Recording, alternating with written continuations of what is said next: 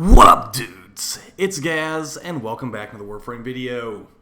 So, we have a little bit of a surprise announcement today. There was a big buff to Revenant that was supposed to be discussed on the dev stream, but DE forgot to talk about it on the dev stream, so after the fact we have some post-dev stream information about buffs coming to Revenant, and if you watch some of my previous videos where I speculated that Revenant Prime is the next Prime, I'd say that these big buffs to Revenant actually solidify him as being...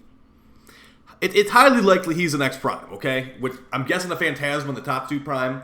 But we'll go over what DE forgot to talk about at the dev stream. But before we get into it, make sure you're subbed to this channel. Make sure you're the live channel as well, as we are going to be streaming a lot in September. With the new Veilbreaker update, it's going to be... It's going to be a lot. I'm going to be farming a lot. I'm thinking about even buying more relics, just so I can keep opening relics and Steel Path fissures. Either way, though, so we're going to go over Revenant's change coming in Veilbreaker, and it's not going to be there's not too much to go over, but I think there's a lot of context on why this change is so powerful, and we're quickly going to show you like what I'm talking about here. So, Revenant's second ability, Mesmer skin, the way it works is basically, depending on how much power strength you have, you get a certain amount of instances of damage you will prevent and stun the enemy that shot you, but it'll eat one of your stacks. So for this much power strength, I have like 16 stacks of Mesmer skin. And the way it usually goes, let's say I just summon in a normal heavy gunner right here. Once it shoots me, it will become stunned. And the stun is based on duration. While they're stunned, you can mind control them for free. And then mind controlled enemies take additional damage from his third ability, Reeve. So that looked all well and good. One bullet, the heavy gunner's stunned. But here's the problem. Or I guess you could kind of... DE at least thought this was a problem. So once they added... Overguard, the new mechanic that Eximus have, they are immune to stuns. That same enemy that got stunned in one bullet will eat all of my Mesmer skin stacks. As you can see in the bottom right corner there, it's not getting stunned at all. And since this thing has a full auto gun, all my stacks are gone, and Revenant just died to an Eximus. There's no reason he should have died to an Eximus like that. So, the buff they're giving to Revenant is going to try and circumvent things like that. To Eximus units shooting Revenant, and even like a nullifier, and any ability immune enemy, like a nullifier drone, covering an enemy, or a normal nullifier in their bubble, this is going to be a change meant for those types of enemies versus Revenant. And the change is going to be, for his Mesmer skin, now you will get 1 second of invincibility after a charge is consumed. This gives players time to react to the overguard enemies before they can take the full damage. So, the way that I'm reading this, it gives you 1 second of invincibility after losing a stack. The way I'm reading that, and I'm not sure if this is the proper way to do it, is that would mean that you will only lose 1 stack at most per second if I was being shot by an Eximus. So that situation we just saw right there wouldn't have happened. Where I was fighting against an Eximus heavy gunner, this situation will never happen again as far as what I'm reading. I will lose 1 stack, that second stack's not going away for another second. Like, it will literally take me, it'll take the heavy gunner 16 seconds at the very least to kill me if I'm actively not even playing the game after this change. That's what I'm thinking. If it's not, if it's like you can still lose Mesmer stacks, but you're immune, then what's even the point of the change?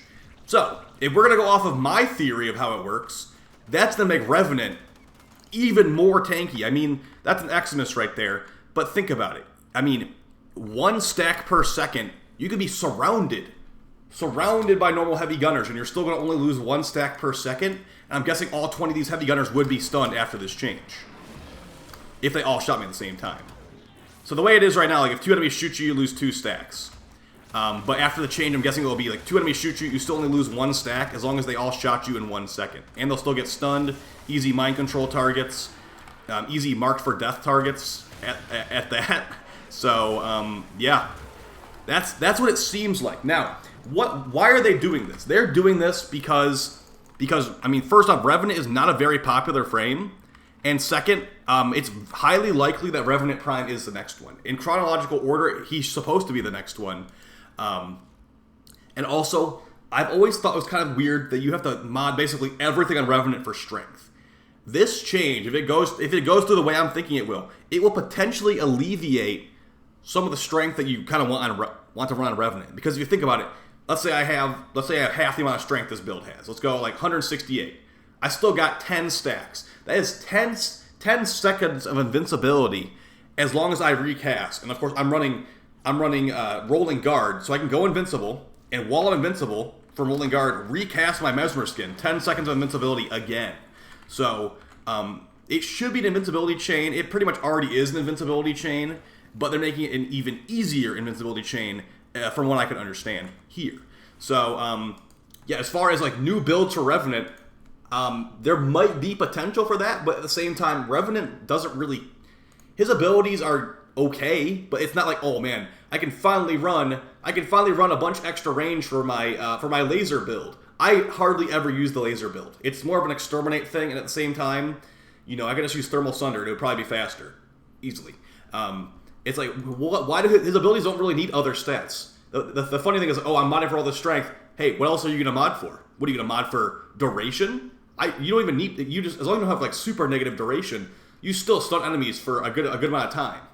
The Mesmer skin stun also is based off duration too, so I don't know. Maybe some more range, I guess, or some more quality of life. But as it stands right here, I don't really know what I would change about the build besides maybe put Streamline something else. But yeah, we got nearly 17 stacks with this build, and that's without Multi-Augmented stacked up. With Multi-Augmented stacked up, it's like another 3 or 4 stacks, I want to say. So yeah, that's what's happening to Revenant. It will make him better. It's not like he really needed the help, but yeah, nice little buff for Revenant. If he's the next Prime, that actually sounds like a really good Prime access. Freshly buffed Revenant being even more tanky than usual. Phantasma Prime, no idea what they're going to do with the stats on that. Some crit chance would be nice, but at the same time, if they buff the crit chance, they might nerf the status chance, so I don't really know if I want that. And Tatsu Prime, the biggest thing that Tatsu Prime could have with it is giving us a new two-handed Nakana stance, because we still only have Wise Razor after all these years. It's still just a blue two-handed Nakana stance.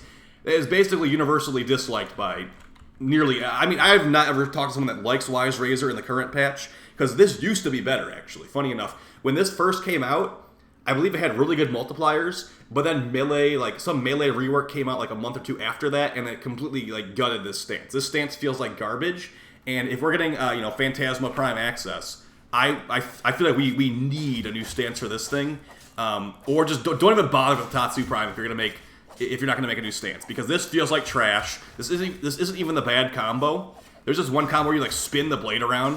I think it's this one right here. Yeah, look at how terrible this combo is.